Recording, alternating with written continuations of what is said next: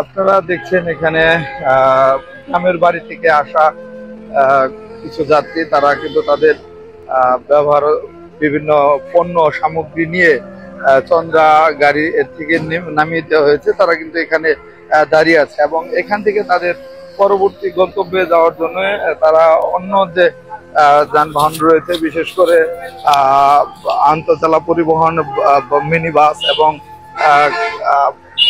অন্যান্য যানবাহনের অপেক্ষায় কিন্তু রয়েছে। এখনো দেখলে ইতিমধ্যে কিন্তু আরো বেশ কয়েকটি গাড়ি আমরা দেখলাম যে চন্দ্রা এলাকায় উত্তরবঙ্গের বিভিন্ন অঞ্চল থেকে ছেড়ে আসা যে যানবাহন প্রতিনিয়ত আসতে শুরু করেছে।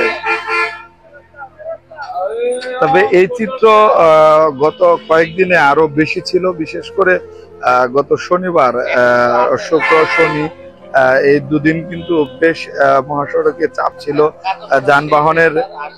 যানবাহনের চাপ ছিল এবং যাত্রীদের উপচে পড়া ভিড় আমরা লক্ষ্য করেছি। বিশেষ করে উত্তরবঙ্গ বা ওইসব অঞ্চল থেকে জীবন জীবিকার তাগিদে যেসব মানুষ রয়েছে, তারা কিন্তু এই নগরে আসার জন্য তারা যে যে ধরনের যানবাহন পেয়েছে, বিশেষ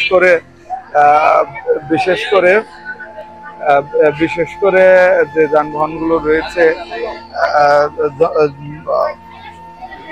দূরপাল্লার যে যাত্রীবাহী বাস রয়েছে, এছাড়াও বিশেষ করে যে ট্রাক, পিক আপ রয়েছে, সেসব যানবাহনও কিন্তু আমরা যাত্রীদের আসতে দেখেছি। আপনারা দেখছেন এখানে যাত্রীরা নামছে এবং তাদের পণ্য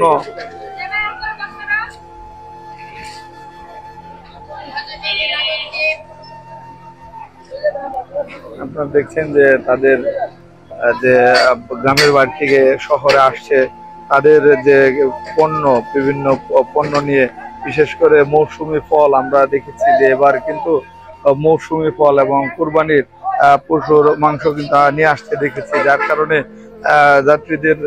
তাদের আপনারা দেখছেন যে তাদের যে পরিবারের যে ছোট সদস্য, তাদের কিন্তু নিয়ে যাচ্ছে, দেখছেন আপনারা।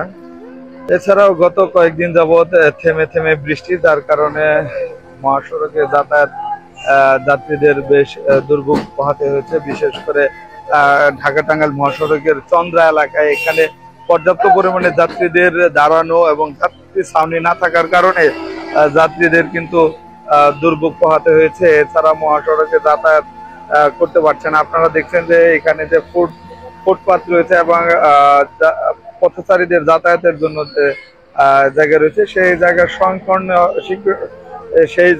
সংকীর্ণ হয়ে আসার কারণে পথচারীদের যাতায়াত করতে বেশ কষ্ট হচ্ছে। এছাড়াও আপনারা দেখছেন যে মহাসড়কের পাশে যে ড্রেন রয়েছে পয় নিষ্কাশনের, সেই ড্রেন ব্যবস্থা খুবই খারাপ, জটিল অবস্থা, একেবারে ময়লা, যার কারণে জলাবদ্ধতা সৃষ্টি হচ্ছে। ডেস্ক রিপোর্ট, দৈনিক নেত্রকোনা।